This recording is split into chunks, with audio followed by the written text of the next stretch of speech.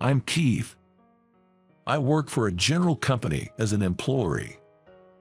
I'm not really on a fast track to promotion, but I do my job reasonably well. I'm about to turn 40. However, my love life is completely non-existent. I've become accustomed to living alone.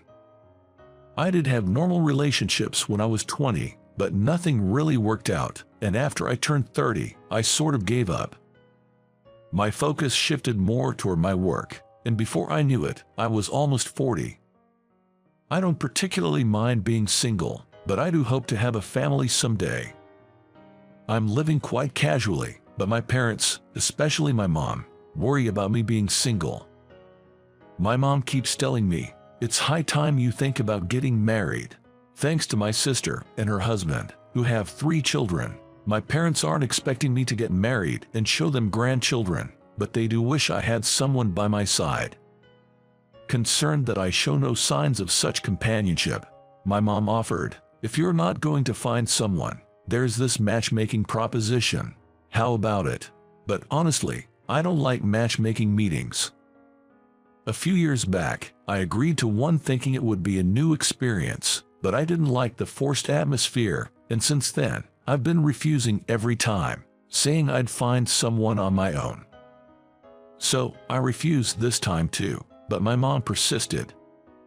"You're turning 40, you know. If you keep this up, you'll be alone forever. Being able to live alone might be good, but having someone special is wonderful, don't you think?" She kept insisting, and wouldn't drop the subject. She was so persistent that I ended up lying. "I do have someone. Well, we're not talking marriage or anything yet, so I didn't want to get your hopes up. I was planning to tell you once things were more settled." Hearing this, my mom was overjoyed, insisting that she wouldn't believe it until she sees her. She seemed elated with the prospect of me having a girlfriend, and expecting me to bring her over sometime. I found myself saying, "We haven't discussed marriage, so as long as you don't mention unnecessary things." It was a spur-of-the-moment lie, but my mom is really looking forward to it, constantly asking when is she coming, through emails and calls. I shouldn't have lied. Opening my email during my lunch break at work, there was another message from my expectant mom. "I'm in a bind," I unintentionally muttered. With a heavy sigh and my eyes closed, Michelle spoke to me. "What happened? You look distressed. Did you make a mistake?" Michelle is a junior colleague I often team up with. She's beautiful and has a bright and refreshing personality, and she's very competent, a reliable person. We don't usually share personal stories, but hoping for a laugh, I shared my situation with her. I accidentally said I have someone, and my mom got really happy. This is troublesome. Scratching my head and giving a powerless ha-ha, I tried to laugh it off. Michelle laughed too. "What are you doing?" But looking at her, I had a naughty thought. Well, that would be too much, wouldn't it? What I was thinking inadvertently slipped out. "What is it?" She laughed. "For a moment, I thought maybe you could pretend to be my girlfriend, but no, it's just a joke. I do have some crazy thoughts, don't I?" I apologized and laughed, expecting her to laugh it off and scold me for the joke. But instead of laughing, she began to think aloud. Thinking that perhaps my joke had gone too far, I decided to apologize sincerely and was about to speak when, "It's fine. Shall I go as your girlfriend?" she said with a smile. I emphasized that it was just a joke, but she went along with my idea. On the day I was supposed to introduce Michelle to my parents, I went to my parents' home in the morning. There is a station within walking distance, and I am supposed to pick Michelle up from the nearest station around 3 p.m. Apparently, she used to live around here and insisted that she didn't need to be picked up, but of course, I couldn't allow that. My mom, in front of me, who came home alone first, is looking excited and happy. "I wish the time would come sooner," she said, her smile never fading. Then, she nudged me with her elbow. Don't you have a picture of her or something? You'll see her when she gets here, I replied. But I can't focus on my work, I'm so curious. You have one, right? Come on, show me, she said, peeking into my phone. All right. I pretended to select a photo, but there were no photos of us together. It was unexpected. I need to find something. Frantically searching my phone, I remembered a photo taken at a social gathering which had been sent by a colleague. I edited the photo to make it look like I had taken it of her. When I showed it to Mom, she exclaimed, "Oh my, she's beautiful." But the next moment, but I feel like I've met her somewhere. I thought she must be mistaking Michelle for someone else, but then Mom exclaimed, "Ah, wait a minute, Keith. I think I might have met her before." She began her story. Mom had an accident a few years ago. She was riding her bike safely, but she fell over trying to avoid someone who suddenly appeared. The first one who rushed to her, asking, "Are you all right?" resembled Michelle. She immediately called an ambulance and my dad. Amidst the panic, she kept saying, "The ambulance will be here soon." She gathered Mom's belongings and handed them to the paramedics, staying until the ambulance left. Later, Mom wanted to properly thank her but couldn't find any leads and didn't get the chance. Looking at Michelle's photo, she said excitedly, "It has to be her." When it was time, I went to pick up Michelle from the station. On our walk home, I apologized to Michelle, "Sorry about today." Michelle cheerfully replied, "It's fine. You always help me out. Do you want me to be myself, or should I act like a good girlfriend? You can choose now," Michelle offered with a laugh. "I guess, act like a good girlfriend," I tried. "Like this," she said, making various gestures and poses to make me laugh. Soon, we arrived at my family home. "This is it," I said, and she stopped walking, looking surprised. "Wait, this place," Michelle muttered. I thought she was surprised it wasn't a regular house and explained, "Yeah, we run a diner. The back and upstairs are living spaces. Come on in." When we opened the door, my parents greeted us with, "Welcome. I'm sorry, is it okay to sit in the diner? Sorry for this inconvenience. Isn't it better in the back room? It's not decent for a beautiful young lady." Mom and Dad began fussing, but Michelle said, "It's fine here." We sat facing each other, but no one's gaze met. Mom was looking at Michelle, Michelle at Dad, and Dad was smiling at both of us alternately. However, Dad realized that Michelle was staring straight at him. Dad and I were puzzled. Then Michelle spoke up, "Excuse me," addressing to my dad. "Excuse me," before greetings. "Do you remember me?" Dad started to think, Michelle intervened quickly. "You helped me once before," and she started to relate the incident. Michelle, when she was a new employee, used to live in an apartment a bit ahead of this diner. On her way back from work, she was sure a man she didn't know was following her from the station. She was being stalked around that time. She noticed that he was unusually close and scared. She started to walk faster, but felt the sound of his footsteps coming closer. While she was wondering how far she should run, almost in tears, she saw my dad, just as he was closing up the diner. So, Michelle asked my dad for help. Dad hurriedly let Michelle inside the diner and went outside to confront the man who was probably approaching. The moment they made eye contact, that man ran away. Dad promptly called the police and protected Michelle until they arrived. My mom was out, working another job at that time, and couldn't be reached. On relatively quiet nights, she was working as a cashier at a local supermarket. Later, the stalker was caught, and Michelle quickly moved to a new apartment. Once, Michelle and her parents visited the diner to thank my parents, but my mom was out again, so she hasn't met Michelle.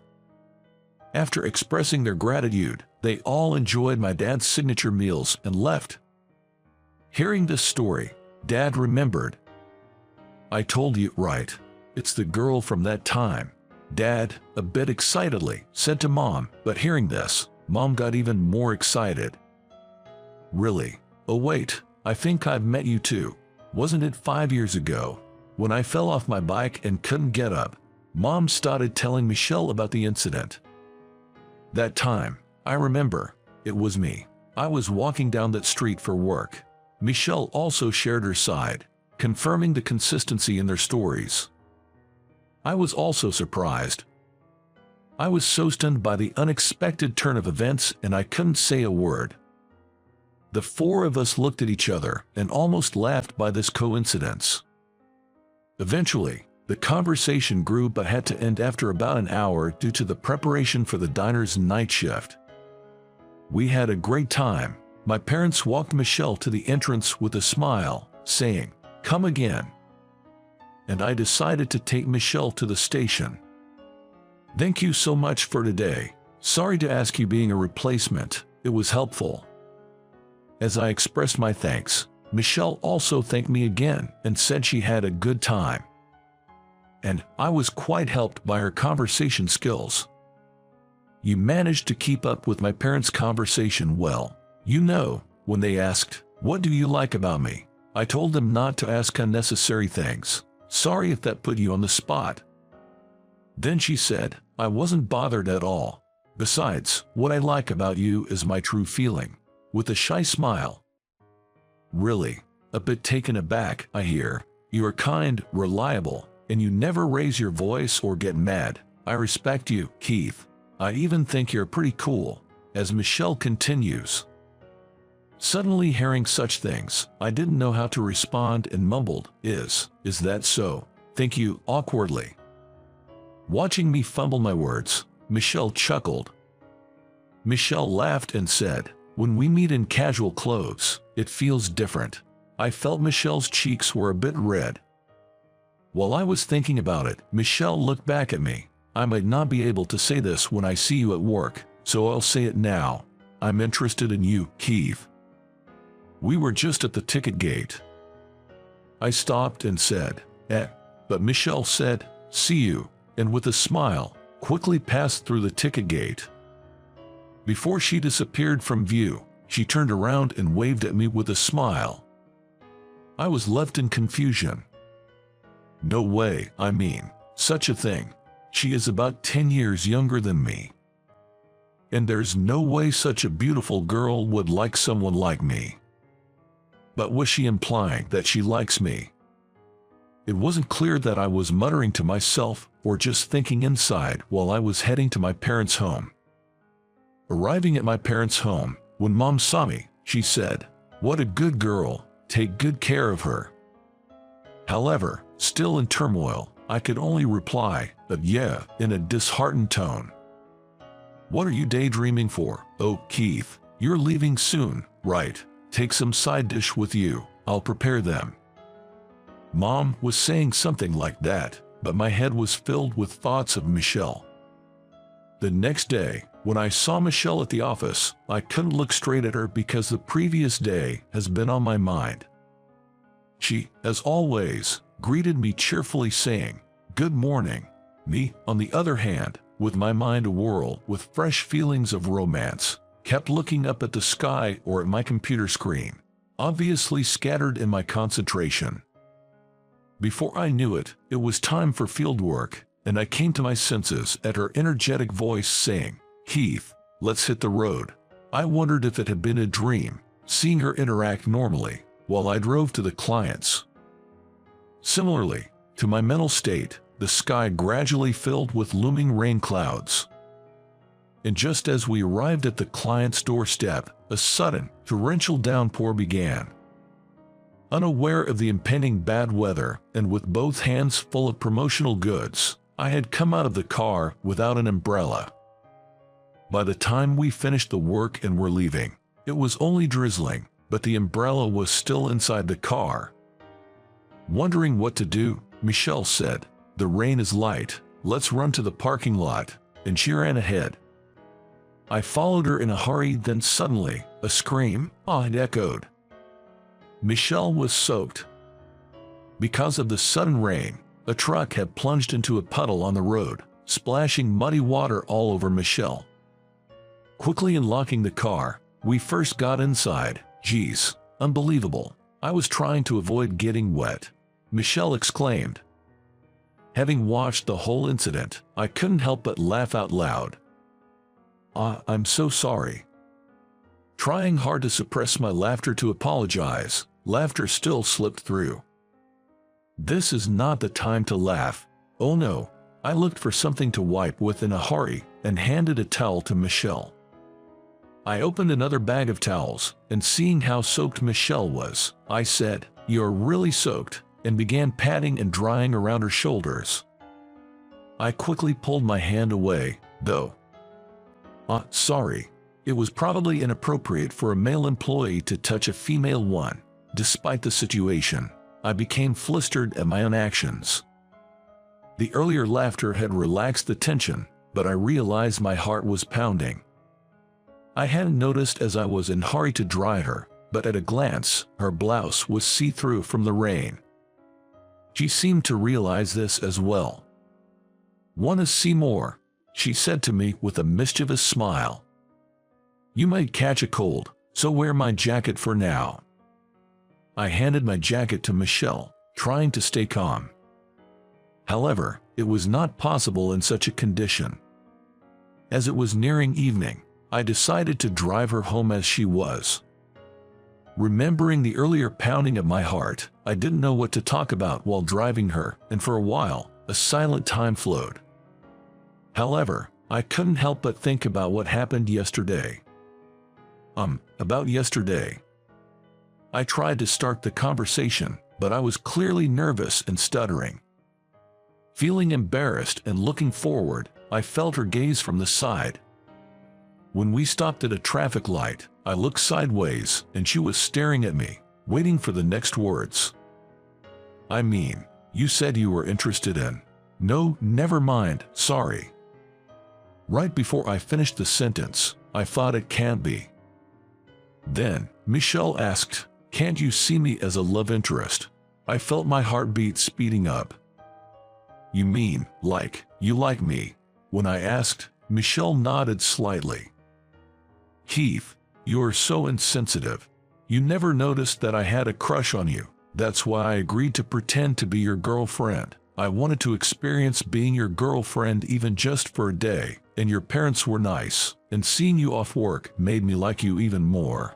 I couldn't believe what was happening and asked, "What part of me do you like?"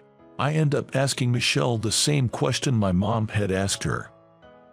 "I already told you, but maybe that's not enough. I like every part of you that I know." Michelle's frank confession made my face burning. Just wait a moment, let me park the car." I managed to calm myself down and safely reached her apartment's parking lot. I took a few more breaths and turned to Michelle. Will you be my girlfriend?" I asked Michelle. She smiled brightly and said, "Absolutely." That weekend, I took her out on a proper date and confessed my feelings again. I proposed to her and we got engaged. A year later, we were married. Until we announced it at work, no one realized we were dating, and many were quite surprised. Many envied me for marrying her, a woman who was the crush of many male colleagues. We sometimes visit my parents' home, and now it's a custom for us to eat my dad's meals. My wife loves my family's pork steaks. While watching her eat happily, I often feel a surge of happiness. My parents seem always happy being together, so I hope to maintain a good relationship with my wife, just like them. My wife also admires my parents as a couple. We're aiming to become a couple like them. How was today's story? Pressing the subscribe and like button will motivate us in our production activities. We're also looking forward to comments from everyone. See you in the next video.